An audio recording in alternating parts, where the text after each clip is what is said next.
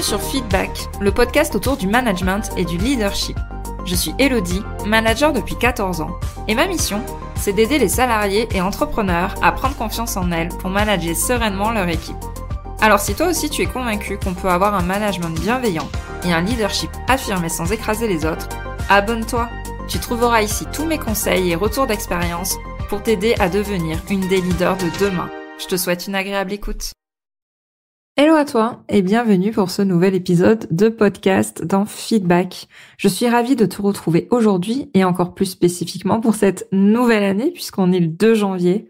Et oui, ça y est, on a fait la fête, le réveillon est passé et bim, je commence déjà l'année en te parlant de résolution avec l'épisode du jour. Alors déjà, je voulais te souhaiter une très bonne année. Je te remercie pour ton écoute et ta fidélité et j'espère que ça va durer encore de longs mois et tout au long de cette année. J'espère que tu as bien fait la fête, que tu as bien profité. Et aujourd'hui, en fait, j'ai invité Claire Vitou, qui est l'hôte du podcast Bye Bye Procrastination, qui va nous parler des résolutions. Et surtout, du coup, comment est-ce qu'on fait pour se fixer des bonnes résolutions qu'on va tenir. Alors tu verras qu'elle n'est pas forcément d'accord avec ce terme-là, elle va nous expliquer pourquoi. Et il me semblait important en ce début d'année de faire un épisode spécial résolution. Donc tu vas voir, on va discuter de tout ça avec Claire, tu vas voir son opinion là-dessus qui est assez tranchée et comment mettre en place des bonnes habitudes qu'on va garder sur le long terme. Je te souhaite une très bonne écoute. Bonjour Claire, merci d'être avec nous aujourd'hui. Je suis ravie de te recevoir en ce 2 janvier 2024. On commence déjà très fort l'année avec pile le sujet des résolutions et des bonnes habitudes. Je voulais impérativement t'accueillir en début d'année sur ce podcast pour parler de tout ça. Déjà, pour celles et ceux qui te connaîtraient pas, est-ce que tu pourrais te présenter, quel est ton sujet de prédilection, etc. Déjà, bonjour Elodie. Je suis hyper contente d'être là. En effet, 2 janvier 2024, je rassure les gens qui nous écoutent, on a fait un petit saut dans le futur de notre côté puisqu'on enregistre un petit peu avant. Mais oui. En effet, je pense que je suis peut-être la bonne personne pour cette date-là, puisque mon sujet de spécialité, c'est l'organisation, la gestion du temps, la productivité. Donc, je m'appelle Claire Vitou, je suis coach en organisation, gestion du temps, productivité, je viens de le dire. J'accompagne surtout, et même exclusivement maintenant, les entrepreneurs pour les aider à organiser, structurer leur business et les aider à retrouver à la fois du temps et de la sérénité dans leur quotidien qui est souvent très chargé et puis très chargé en charge mentale aussi. Et donc, mon job à moi, c'est d'aider les personnes que j'accompagne en leur donnant les outils, en leur donnant des clés aussi en termes de mindset pour changer leurs habitudes et pour les aider à créer simplement des habitudes saines au quotidien pour leur organisation et pour leur sérénité. C'est pour ça que je voulais impérativement t'avoir avec nous aujourd'hui. Parce qu'effectivement, on est en début d'année et qui dit début d'année, on se fait la bise sous le gui. Enfin, je sais pas si l'habitude existe encore ou pas, mais généralement, c'est en mode, allez, cette année, j'y crois, je vais faire ça, je vais arrêter de. Qu'est-ce qui fait pour toi que à chaque fois, en début d'année, on est rempli de toutes ces résolutions, toutes ces envies qu'on a? Pourquoi c'est spécifique à certaines périodes de l'année? Alors, il y a le début d'année, il y a aussi septembre un petit peu qui a ce côté-là. C'est lié à quoi? Est-ce qu'il y a un mécanisme dans le cerveau ou qu'est-ce qui se passe en tant qu'être humain par rapport à ça? Alors, je t'avoue que j'ai pas fait d'études en neurosciences, etc. Donc, je serais bien incapable de te dire si c'est lié à, je sais pas, la position du soleil et l'inclinaison des nuages à cette période de l'année. Je pense en vrai pas. Pour moi, c'est plutôt une construction qui est sociale, qui est liée justement au calendrier social entre guillemets, c'est-à-dire la fin d'année, le côté on bascule dans une nouvelle année, c'est le côté nouveau départ, on repart d'une feuille blanche, on peut se réinventer et s'inventer même à partir de zéro. Je pense que les médias jouent beaucoup aussi sur ça et c'est vraiment un marronnier dans les médias de parler de nouvelles résolutions, de nouvelles habitudes, etc. Et le marketing a pris le relais, donc il y a vraiment, je pense pour moi, cette construction sociale qui est renforcée par plein de stimuli extérieurs de quelles vont être tes nouvelles résolutions, fais le test de savoir si tu vas tenir tes nouvelles résolutions jusqu'aux salles de sport qui font des réductions à cette période de l'année pour surfer sur la vague. Et je pense que c'est un petit peu pareil pour septembre avec ce même effet de OK, les vacances c'est fini, la rentrée, on a 4 mois pour finir l'année en beauté, pour entamer l'année scolaire avec des nouvelles résolutions, une nouvelle organisation quand on est parent notamment, puisque ça correspond en effet à un point un petit peu charnière dans l'année. Mais pour moi, c'est clairement une construction complètement sociale. D'ailleurs, il y a plein de gens qui arrivent à se détacher de cette construction sociale-là et qui vont pas forcément planifier sur une année, mais sur des périodes plus courtes, ou alors qui vont planifier sur une année, mais plutôt sur une année, on va dire, calendaire, mais qui correspond pas forcément au 1er janvier. Par exemple, il y a des gens qui font des bilans et des planifications d'année le jour de leur anniversaire. C'est pas le 1er janvier qui compte, c'est pour moi le 28 octobre, au cas où vous ayez très envie de me faire un cadeau d'anniversaire. Pour toi, je ne sais pas, mais voilà. On n'est pas très loin. Le 23 octobre. Voilà. Donc, en tout cas, il y a des gens qui fonctionnent comme ça. Vous pouvez noter ces dates-là et tout à fait. Et allez-y, offrez-nous les cadeaux à ce moment-là. Mais effectivement, je savais pas qu'il y en avait qui se calaient par rapport à ça. Et alors, du coup, on a toute cette effervescence et on le sait chaque année qu'on va prendre des résolutions qu'on va pas tenir. Mais on peut pas s'empêcher d'en faire. Qu'est-ce qui fait qu'on les tient pas? Pourquoi ça marche pas? Pourquoi on se retrouve toujours en mode non mais cette année je vais y arriver, et au bout d'un mois, limite au 1er février, ah non mais moi j'ai jamais dit ça en fait. Vous m'avez jamais entendu dire quoi que ce soit à ce sujet.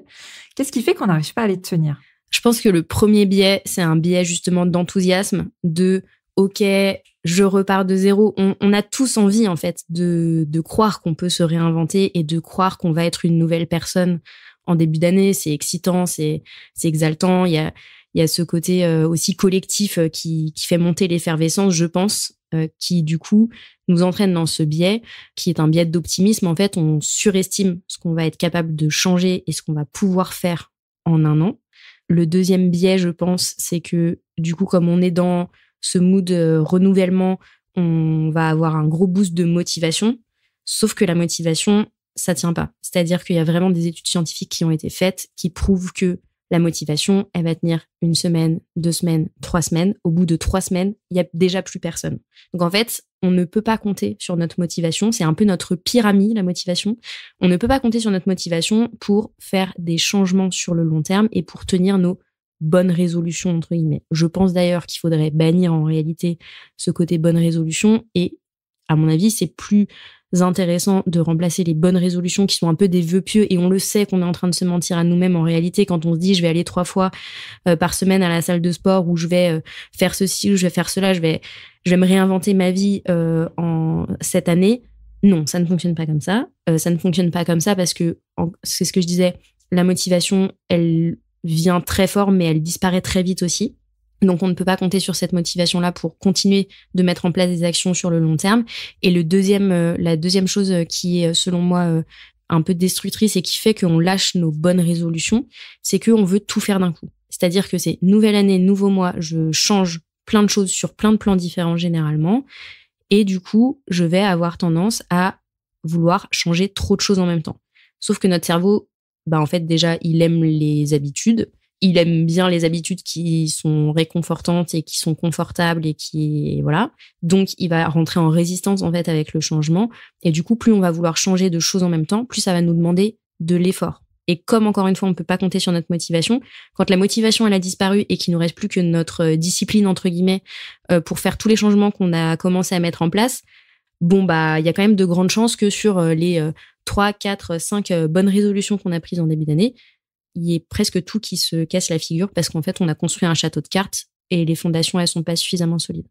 Et que clairement, notre cerveau, s'il peut éviter l'effort, il va tout faire. Mais c'est le plus grand flemmard de la Terre. Et c'est le meilleur. C'est le plus grand flemmard de la Terre. Et j'ai envie de dire, c'est à la fois une malédiction, entre guillemets, parce qu'il y a ce côté résistance au changement qui est hyper difficile, notamment quand on veut prendre des nouvelles habitudes. Il faut vraiment se mettre en tête que prendre des nouvelles habitudes, c'est simple en soi, mais ça veut pas dire que c'est facile. Et je pense qu'il y a vraiment cette confusion entre simplicité et facilité. C'est pas facile et ça demande du temps. Et ça demande du temps et tu sais, il y a une espèce de mythe, je sais pas trop d'où ça vient, mais j'imagine qu'il y a des gens très très bons en marketing qui ont dû écrire sur le sujet, mais ce mythe de il faut faire une habitude pendant 21 jours ou 28 jours ou 30 jours pour que ce soit oui, effectivement, il y a pas mal de pour chiffres que ce soit par rapport à ça, intégré entre guillemets. Les études scientifiques, et il y a des méta-études qui ont été réalisées, indiquent que c'est plutôt entre 60 à 90 jours pour créer une habitude, et je pense sincèrement que entre 60 et 90 jours on a enclenché l'habitude, mais c'est pas encore un automatisme. Quand tu vois le temps que ça prend pour les enfants pour faire en sorte que le brossage des dents ça devienne automatique, les amis, c'est pas en 2 semaines top chrono que on va révolutionner nos habitudes et que notre vie va changer du tout au tout. Donc je pense qu'il faut vraiment prendre en compte ce facteur-là aussi de ça met du temps et c'est normal. Et je vais enfoncer des portes ouvertes, mais dans un monde où tout va très vite et où tu as envie que tout se passe très vite et d'avoir des résultats très rapides, à un moment, il faut aussi savoir être patient avec soi, être patient avec soi et se dire, peut-être que ça va prendre du temps, mais si je persévère et si je sais pourquoi est-ce que je veux prendre cette habitude, je vais essayer de la tenir sur la durée. Mais, encore une fois, ça vient pas en 2 secondes et c'est pas parce qu'on est allé à la salle de sport. Je prends la salle de sport parce que franchement, c'est ultra typique des bonnes résolutions. C'est l'exemple. Fois que c'est devenu une habitude, en fait. Ça prend beaucoup plus de temps pour que ça se construise et pour, en fait, recabler notre cerveau différemment puisque c'est vraiment ça qui se passe. Donc, du coup, je vais rebondir sur ce que tu as dit et ne pas utiliser le terme bonne résolution. Et on va plutôt parler d'habitude, du coup. Donc, si j'essaye de résumer ce que tu as dit, c'est de pas en faire déjà 46 000 en même temps sur des domaines variés, de se laisser le temps. Est-ce que tu vois d'autres conseils, on va dire, concrets, ou comment est-ce qu'on fait, du coup, pour ancrer une habitude sur la durée ? Notamment d'un point de vue organisation, parce que c'est ta spécialité, l'organisation.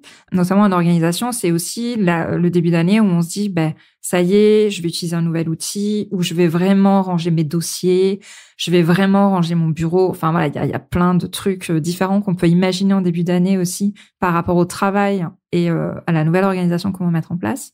Quels sont tes conseils, quels sont tes tips par rapport à ça pour ancrer une nouvelle habitude, on va dire, générale, mais aussi orienté plutôt organisation ou discipline ou tout ce genre de choses, des mots qui font des fois un peu peur, mais qui sont nécessaires pour avancer sur ces projets. Voilà. Quels sont tes conseils concrets par rapport à ça ? Mon premier conseil, on en a un petit peu parlé, mais c'est vraiment de se focaliser sur une seule chose à la fois. C'est-à-dire d'arrêter de penser qu'on va lancer plein d'habitudes différentes parce que à un moment, on a un temps, on a une énergie qui sont limitées.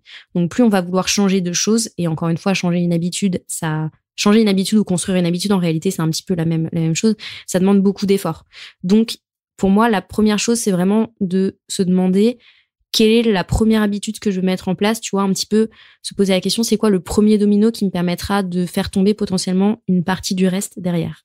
Donc, de se focaliser sur une chose à la fois. Pas 25 trucs à la fois. Pas 5 trucs à la fois. Pas 3 trucs à la fois. Une chose à la fois. Donc vraiment exercer ce pouvoir-là et se dire quelle est l'habitude que j'ai besoin de mettre en place maintenant, quelle est l'habitude que j'ai besoin de changer maintenant pour améliorer les choses.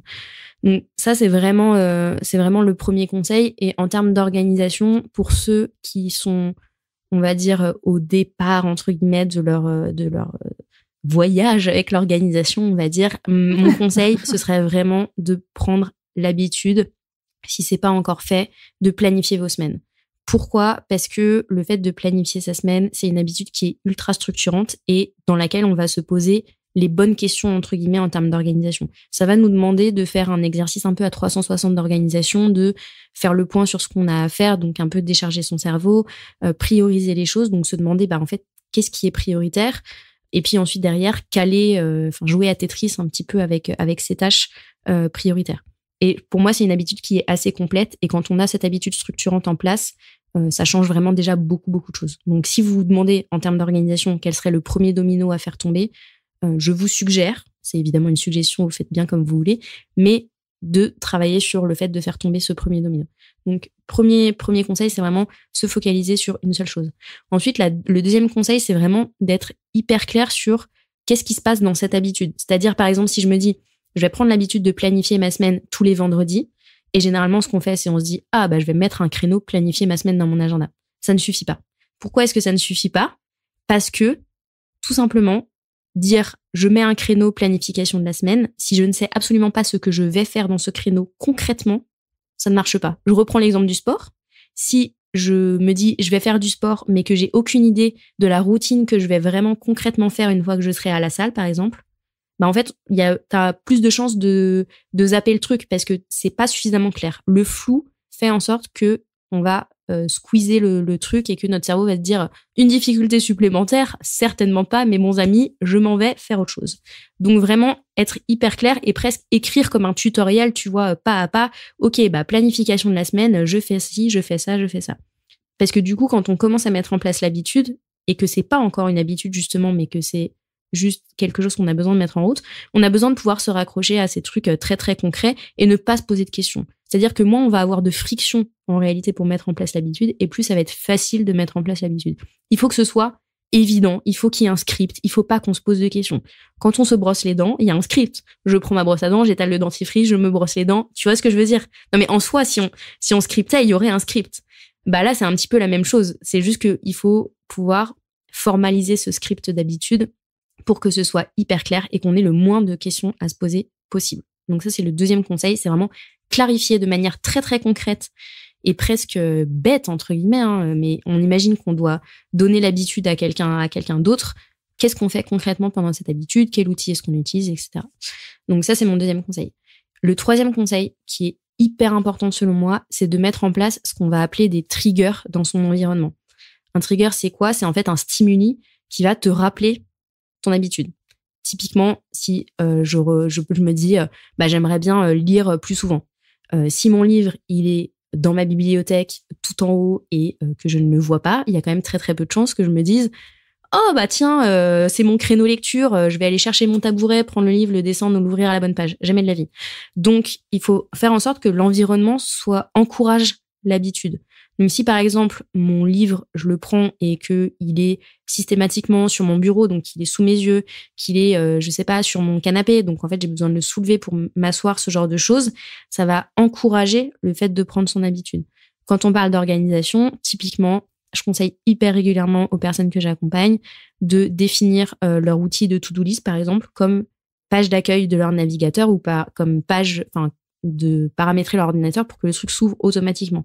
Parce que ça nous saute aux yeux, en fait. Donc, ça me donne un petit peu pas le choix et ça rend vraiment l'habitude complètement évidente. J'ai vraiment un stimuli direct qui va me dire n'oublie pas que t'as ta to-do list là à mettre à jour au fur et à mesure et que t'as la planification de la semaine à faire. Et donc là, on peut vraiment imaginer tout un tas de choses en termes de stimuli. Le créneau dans l'agenda, en vrai, c'est un stimuli puisque ça va me faire un rappel. L'alarme sur le téléphone, il y a tout un tas de tactiques qu'on peut potentiellement mettre en place. L'idée, généralement, c'est de multiplier un petit peu ces tactiques. Et puis, vous allez voir au fur et à mesure que votre cerveau, il va s'habituer à ces tactiques, donc il va avoir tendance à les zapper. Et donc là, c'est le moment de renouveler ces tactiques et de mettre en place de nouvelles choses. Et c'est normal, en fait, au bout d'un moment, l'alarme, on l'entend plus ou juste on la zappe et basta. C'est normal, c'est juste une adaptation hédonique, notre cerveau qui nous joue encore. Ouais. Donc ça, c'est le troisième truc à mettre en place. Et la quatrième chose que vous pouvez mettre en place, c'est ce qu'on appelle un tracker d'habitude, c'est-à-dire une petite application sur le téléphone ou un petit outil, ou ça peut être juste un calendrier sur lequel on va faire des croix en réalité, mais en gros, c'est un endroit où je vais dire j'ai bien fait mon habitude aujourd'hui ou cette semaine. Et l'idée, c'est de faire en sorte de ne pas casser la chaîne. Et pourquoi est-ce que ça fonctionne? Parce que ça va jouer sur le côté satisfaction, sur le côté un petit peu de dopamine j'ai coché ma case. De la même manière qu'on est content quand on raye une tâche sur notre to-do, là, on va être content d'avoir coché la case et on va avoir une certaine satisfaction à pouvoir cocher les trucs. Il n'y a pas de bonne réponse sur le comment est-ce qu'on fait ça. Les applis, c'est hyper pratique parce que ça fait un peu le double emploi de ça me donne un rappel et en même temps, je vais pouvoir cocher ma case. Et souvent, il y a un petit côté un petit peu gamification où au bout de 5 fois, on va m'envoyer des petits confettis pour me dire bravo Claire, c'est la 5e fois que tu as réalisé cette habitude, keep going. Et puis, de la même manière, au fur et à mesure, ça va me donner des espèces de petites récompenses qui sont juste des confettis sur mon écran potentiellement. Mais ça fonctionne pour le cerveau parce que ça lui met une petite récompense.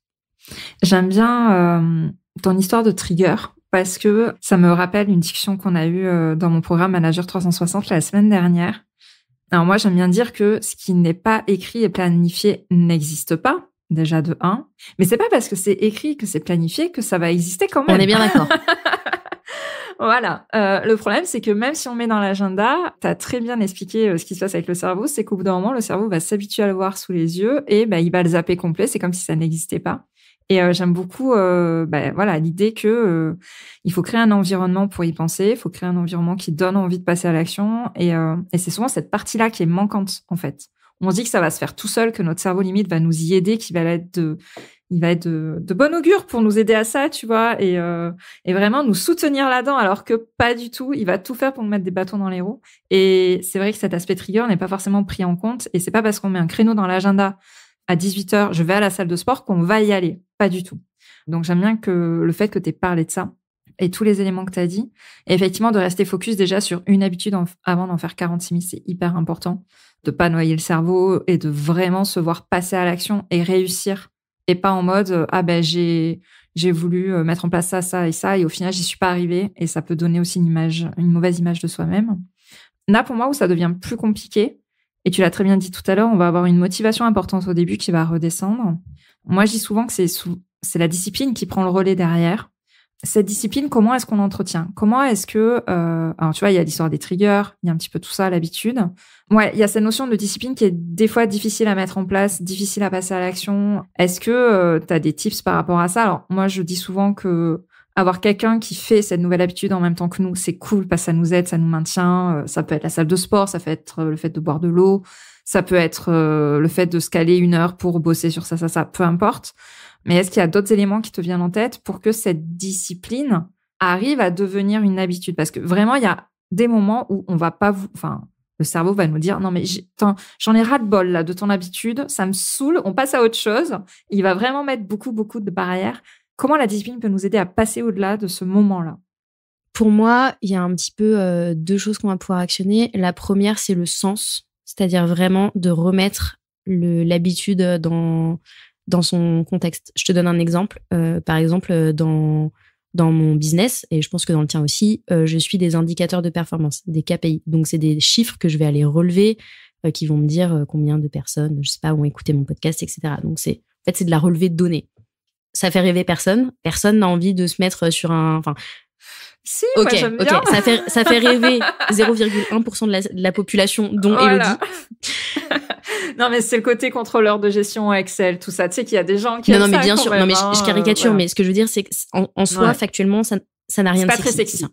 C'est pas très sexy de se dire, ah, tiens, j'ai trop envie d'ouvrir mon tableau Excel et d'aller cliquer sur 25 liens et d'aller récolter de la donnée et de me gratter le cerveau pour savoir ce que ça veut dire.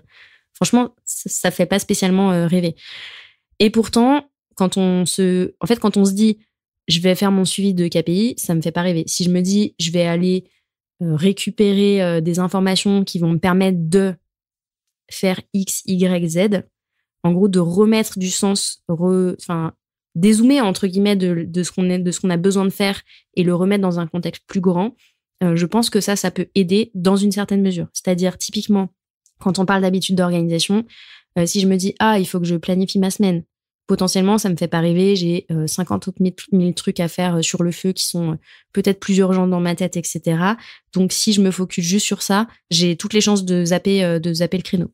En revanche, si je me dis, je vais prendre 1 demi-heure pour gagner en clarté, pour créer de la visibilité, pour être plus efficace, pour être plus sereine la semaine prochaine, tout de suite, ça donne une autre teinte, entre guillemets, à l'habitude.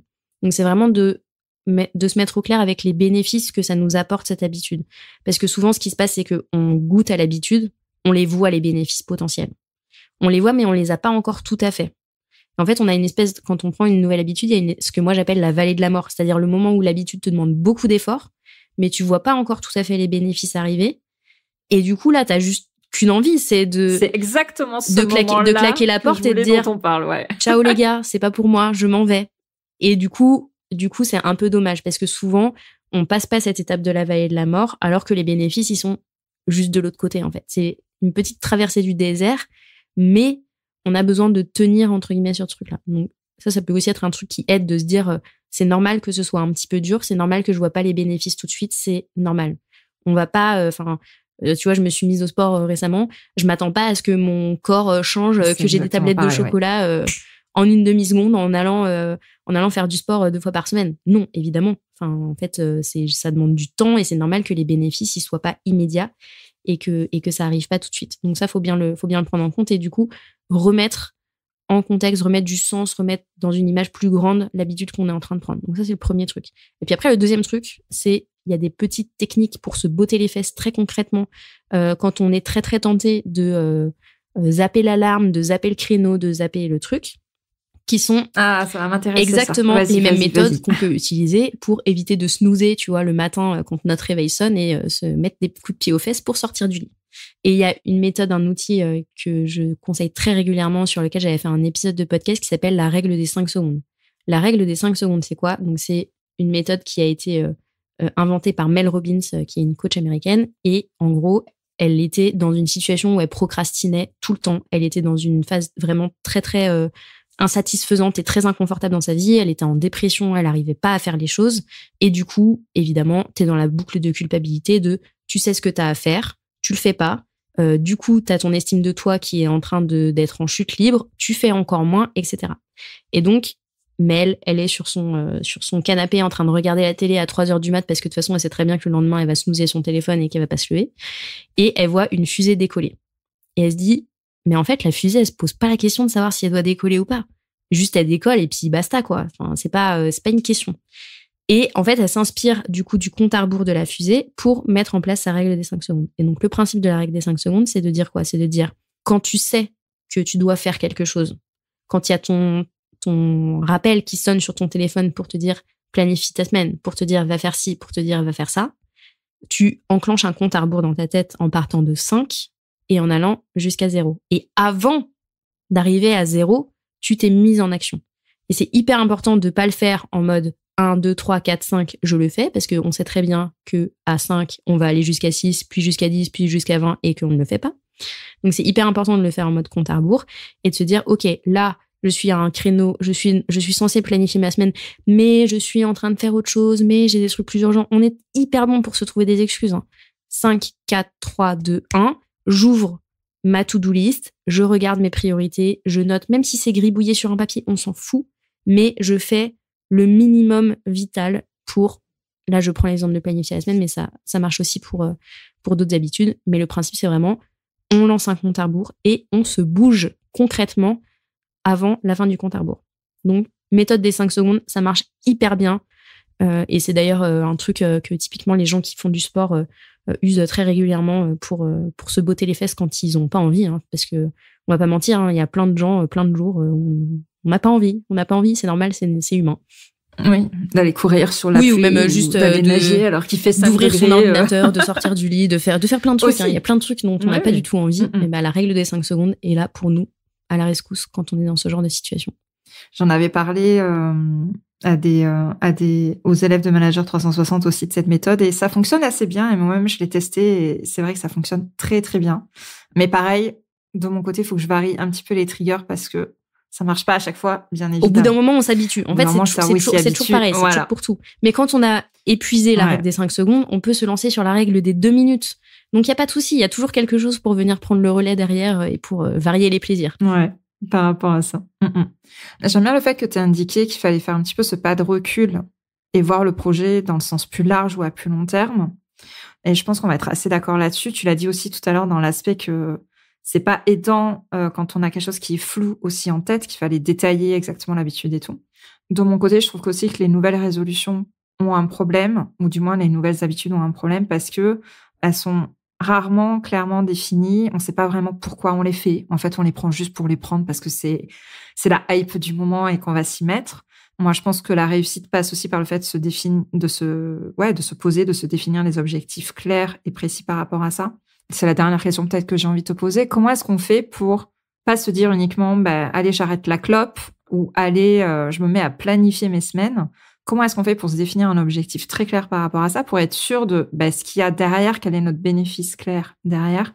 Et comment est-ce qu'on peut déterminer aussi un plan d'action précis? Parce que tu vois, tout à l'heure, tu disais de scripter. Mais peut-être qu'il y a des gens aussi qui sont un peu paralysés par rapport à ça parce que ils savent pas forcément le détail à mettre dedans. Je me permets aussi de te poser la question parce qu'on sait que la nouvelle année, c'est aussi un moment où on pose ses objectifs de l'année, du trimestre et tout, d'un point de vue personnel, mais surtout professionnel. C'est aussi une période où il y a pas mal d'entretiens en entreprise par rapport à ça. Donc, comment est-ce qu'on fait pour se poser aussi des objectifs clairs et avoir un plan d'action concret derrière pour une nouvelle habitude ou de façon plus générale? Moi, ce que j'aime bien, c'est commencer par poser à plat les choses en mode brainstorming. C'est-à-dire vraiment prendre du temps en tête à tête avec soi-même, pas sur Internet taper objectif 2024 ou je sais pas quoi, mais vraiment prendre du temps en tête à tête avec soi-même et sortir un petit peu la boîte à rêves, tu vois. C'est-à-dire vraiment poser noir sur blanc, même si c'est imparfait, même si c'est brouillon, même si ça part dans tous les sens, noir sur blanc, les trucs qu'on aimerait réaliser dans l'absolu. Je sais pas, peut-être qu'il y a des gens qui nous écoutent, qui ont envie d'écrire un livre, qui ont envie de déménager, qui ont envie de se lancer à leur compte, qui ont envie d'évoluer dans leur entreprise actuelle, Bref, on peut avoir plein d'envies, que ce soit côté pro ou côté perso. Et moi, j'ai envie de dire que là, le pro et le perso, la frontière, elle n'existe pas. Parce que on est une seule et même personne. C'est-à-dire que il n'y a pas, typiquement, si je prends mon exemple, il n'y a pas la Claire entrepreneur et puis un mur et puis la Claire je sais pas dans sa vie perso, tu vois. Il y a une seule Claire en réalité et il y a simplement des domaines de vie qui cohabitent au sein de mon temps, enfin dans lequel je répartis mon temps, mon énergie, etc. Donc pour ce premier exercice de brainstorming, pour moi c'est vraiment on ouvre toutes les vannes là et on lâche toutes ces idées sur une feuille. Et puis ensuite on se pose la question de savoir ok, quelle teinte est-ce que j'ai envie de donner à mon année? Est-ce qu'il y a déjà un petit peu des grosses choses qui sont prévues dans mon année? Souvent, c'est le cas. En réalité, on a souvent déjà des projets qui sont un petit peu calés dans notre année, que ce soit, je sais pas, un voyage, des vacances, un mariage, un truc. Bref, il se passe plein de choses.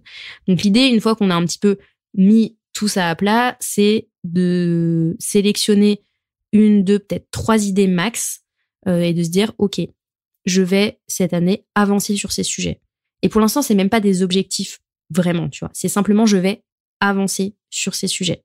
Et presque, on peut s'arrêter là, en réalité, pour formuler les objectifs. Tu sais, on parle souvent d'objectifs SMART, il faut que ce soit spécifique, mesurable, etc. Pour moi, c'est OK d'avoir un objectif qui est un peu vague, entre guillemets, si je me dis, je vais avancer sur ce sujet. Mais par contre, il faut pas oublier l'étape suivante. Et l'étape suivante, une fois que j'ai posé un objectif, je sais pas, je me dis, mon objectif, c'est d'écrire un livre. Je te dis n'importe quoi. L'étape suivante, ça va être de faire un plan d'action concret. Et quand on me dit un plan d'action concret, ça veut pas forcément dire faire, tu vois, un planning avec un diagramme de Gantt où j'ai des tâches hyper précises sur des semaines super précises en mode gestion de projet. C'est pas forcément ça. Mais par contre, c'est de se donner des objectifs de moyens, des objectifs d'action. C'est-à-dire qu'il faut vraiment imaginer qu'il y a les objectifs de résultat, genre, je veux écrire un livre. Et si je me dis à la fin de l'année, je veux que mon livre soit écrit, c'est un objectif de résultat. Je veux, à la fin de l'année, avoir atteint ce résultat, à savoir livre écrit, manuscrit finalisé. Mais en face de ça, j'ai besoin de mettre des objectifs de moyens, des objectifs d'action, c'est-à-dire vraiment de rentrer dans le concret et de me dire, OK, imaginons que je veux avoir écrit ce livre d'ici la fin de l'année, quels sont les moyens que je vais mettre en œuvre, qu'est-ce que je vais pouvoir réaliser pour avancer sur cet objectif. Et du coup, vraiment de se mettre des objectifs d'action. Donc, par exemple, ça peut être, mais si je veux écrire un livre, je vais passer minimum 1 demi-heure par semaine sur ce livre. Donc voilà, donc vraiment, objectif de résultat, il faut absolument qu'il soit accompagné d'un objectif de moyens. Et l'objectif de moyens, c'est vraiment qu'est-ce qu'on va mettre en œuvre pour avancer sur cet objectif, sur ce projet, sur ce chantier. Et j'ai envie de dire, pour moi, ce qui est important, évidemment, on a tous envie d'atteindre nos objectifs, mais pour moi, le plus important, c'est d'être en mouvement, tu vois. C'est-à-dire vraiment de pouvoir avancer régulièrement sur les choses qui nous tiennent à cœur et qu'on atteigne notre objectif en avril, en novembre ou en décembre. C'est pas forcément dramatique, entre guillemets, parce que il y a toujours, la vie aime nous faire des surprises et il y a toujours des choses qui vont venir contrarier nos plans. Les plans, ça change. Donc l'important, c'est pas forcément d'avoir un plan ultra précis, mois par mois, semaine par semaine. En revanche, c'est d'être hyper clair sur qu'est-ce qu'on va mettre en œuvre, dans quel ordre, quels moyens est-ce qu'on va se donner pour avancer sur le sujet et avancer au mieux, au plus efficace. Bah écoute, merci pour la masterclass. Là, je crois que au moins, tout le monde repart avec ce qu'il faut faire par rapport à ça. Merci beaucoup. Et du coup, avant de se quitter, est-ce que tu aurais une reco en livre, en citation, quelque chose qui t'a parlé sur ce sujet de comment est-ce qu'on ancre des habitudes, comment est-ce qu'on fait pour vraiment passer à l'action par rapport à ça? Parce qu'on a parlé d'ancrer des habitudes, mais c'est pour ça que je t'ai posé aussi cette dernière question par rapport aux projets, aux objectifs. Aussi, le but, c'est d'avancer sur ce qui nous fait envie, d'avancer sur ces projets pro ou perso. En fait, c'est surtout ça l'intérêt au fil des années. Donc, est-ce que tu as une reco par rapport à ça? Voilà, une citation, un podcast, un bouquin, peu importe. J'en citerai deux. Donc 2 livres. Le premier livre que je recommanderais, qui est un incontournable quand on parle de changer ses habitudes, de mettre en place de nouvelles habitudes, c'est Atomic Habits de James Clear, qui s'appelle, je crois, Un rien peut tout changer en français. Oui, je mettrai le lien. La magie de la traduction. Mais du coup, Atomic Habits de James Clear, sur la partie habitude et sur la partie plutôt, on va dire, objectif, mettre en œuvre ses objectifs, se donner les moyens d'atteindre ses objectifs, je conseillerais L'année des 12 semaines, qui est en fait un livre hyper pratico-pratique de comment est-ce que je cale un objectif, comment est-ce que je le décline en plan d'action et comment est-ce que ensuite, du coup, je me motive à suivre ce plan d'action, je fais le suivi de mes actions, je fais des bilans réguliers, etc. Donc, c'est vraiment une espèce de petit manuel, entre guillemets, pour mettre en œuvre on appelle ça aussi le plan de 90 jours aussi. Donc voilà, c'est vraiment la même méthode, mais du coup, je trouve que c'est un livre qui est beaucoup plus terre à terre, entre guillemets. Enfin, c'est pas plus terre à terre parce que Atomic Habits, parce qu'en réalité, c'est très pratico-pratique aussi Atomic Habits, même si il y a beaucoup de choses sur les neurosciences, etc., qui viennent enrober le discours pratico-pratique et c'est hyper intéressant en vrai. Mais l'année des 12 semaines, c'est plus une méthode. Il n'y a pas d'enrobage. C'est vraiment une méthode très pratico-pratique, mais que je trouve hyper intéressante, autant dans sa vie pro que dans sa vie perso. Je pense que ça s'applique d'autant plus dans le pro quand on a des objectifs qui, pour le coup, ne peuvent pas forcément souffrir de délais ou sur lesquels on a besoin d'avancer sans retard, etc. L'année des 12 semaines, c'est une bonne lecture pour ça. Merci pour tes recos. Effectivement, moi, je suis une grande fan des plans à 90 jours. C'est ce que j'utilise moi-même dans ma vie pro. Et je le conseille aussi à mes élèves. Mais je ne savais pas qu'il y avait un livre qui était sorti dessus. Donc, tu vois, je vais aller regarder ça. Atomic Habits, je connais. Je ne l'ai pas lu, mais je connais.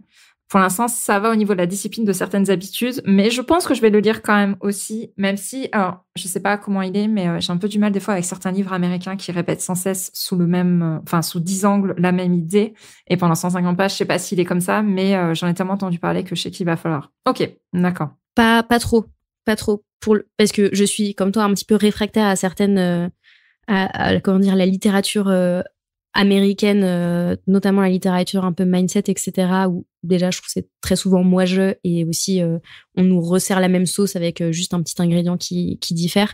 Là, Atomic Habits, je trouve que c'est pas forcément le cas et encore une fois, c'est aussi très bien documenté en termes scientifiques et je trouve que c'est hyper intéressant justement quand on se demande pourquoi est-ce qu'on n'y arrive pas, qu'on est dans cette frustration-là de pas réussir à sortir de nos habitudes ou à en créer de nouvelles. Ça permet de remettre les choses en perspective et en même temps d'avoir des clés très pratico-pratiques et des exemples aussi très pratico-pratiques. Tu vois, on parlait de trigger, de changement d'environnement, etc. En fait, c'est un peu le discours scientifique qui vient baquer tous ces éléments-là. Et puis, il y a toute la partie pratico-pratique de mise en œuvre de toutes ces théories. Super. Écoute, merci pour les recos. Elles seront dans la description de l'épisode et dans l'article associé.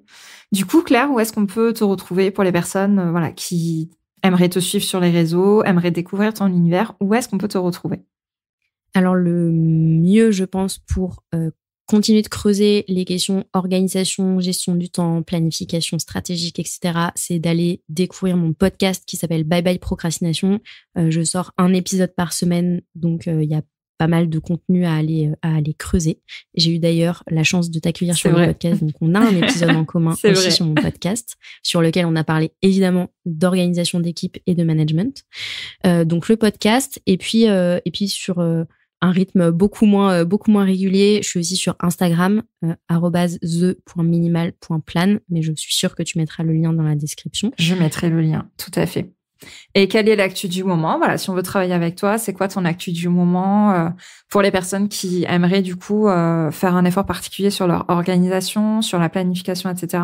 Qu'est-ce que tu peux leur proposer? Alors, le truc que vous pouvez mettre en place dès maintenant, si ça fait partie de vos bonnes résolutions, notamment au travail, si la gestion des emails est un problème pour vous, que vous vous sentez souvent piégé dans vos emails, sous l'eau par rapport à vos emails, que vous y passez trop de temps, que ça crée de la charge mentale, etc. Vous pouvez aller découvrir ma formation qui s'appelle Objectif Inbox Zero, dans lequel je vous donne justement toutes les clés pour reprendre le contrôle de votre boîte mail. Donc ça, c'est la première manière de travailler ensemble, c'est vraiment une formation en autonomie. Et puis je suis évidemment là pour répondre à toutes vos questions au fur et à mesure que vous avancez dedans, avec des petits trucs en plus, comme comment est-ce qu'on peut faire écrire ses emails par ChatGPT, comment est-ce qu'on automatise sa boîte de réception pour avoir juste à se tourner les pouces. J'exagère évidemment, mais en tout cas avoir de moins en moins à faire dans sa boîte de réception. Donc ça, c'est la première manière de travailler avec moi. Et puis la deuxième manière de travailler avec moi sur on va dire un accompagnement beaucoup plus à 360 sur la partie organisation, structuration, donc avec des entrepreneurs, si vous êtes entrepreneur et que c'est des sujets sur lesquels il y a de la friction dans votre quotidien, que vous avez de la charge mentale, que vous avez du mal à trouver un équilibre entre la vie pro et la vie perso, on démarre une prochaine session de mon accompagnement qui s'appelle BFS en avril. Donc c'est un petit peu dans longtemps, mais comme on est en train de planifier notre année, en fait c'est aussi l'occasion de planifier en termes d'objectifs, justement, les choses qu'on a envie d'améliorer, les choses qu'on a envie de changer. Et si le côté organisation, vie pro, vie perso fait partie de vos objectifs, n'hésitez pas à venir toquer à ma porte pour qu'on en discute. Alors, BFS ne veut pas dire bottage de fesses, mais je pense que tu pourrais dire à quoi ça correspond. Ça correspond à Better, Faster, Smarter, puisque voilà, c'est le côté travailler moins, mais travailler mieux, en fait. Et je sais que c'est très éculé comme expression, mais je suis persuadée qu'en travaillant plus intelligemment, en mettant son temps et son énergie au bon endroit, on peut travailler moins. Et on en discutait juste avant d'enregistrer cet épisode justement entre nous, le constat de mais en fait on peut travailler beaucoup moins quand on se concentre sur les bonnes actions et qu'on fait tomber les bons dominos qui font tomber ceux qui sont derrière. Ouais, tout à fait. Je sais qu'on est raccord là-dessus et alors je pensais que c'était une allusion à Daft Punk, ton nom de programme. Ah bien sûr, bien sûr, on est d'accord. Évidemment. Évidemment. Écoute, merci beaucoup Claire en tout cas d'avoir accepté mon invitation et d'être venue ici. Je sais que les personnes qui nous ont écoutés repartent avec plein de conseils et ça me tenait à cœur de t'avoir en ce début d'année avec nous. Merci à toi. Et de toute façon, vous avez toutes les informations pour discuter avec Claire, rejoindre, découvrir ses programmes directement dans les liens de cet épisode. Merci beaucoup, merci à toi et merci pour votre écoute. Merci à toi Elodie. Je te remercie d'avoir écouté cet épisode jusqu'au bout. Si tu l'as apprécié, je t'invite à t'abonner sur ta plateforme préférée et à me laisser un commentaire 5 étoiles. On se retrouve au prochain épisode pour parler management et leadership.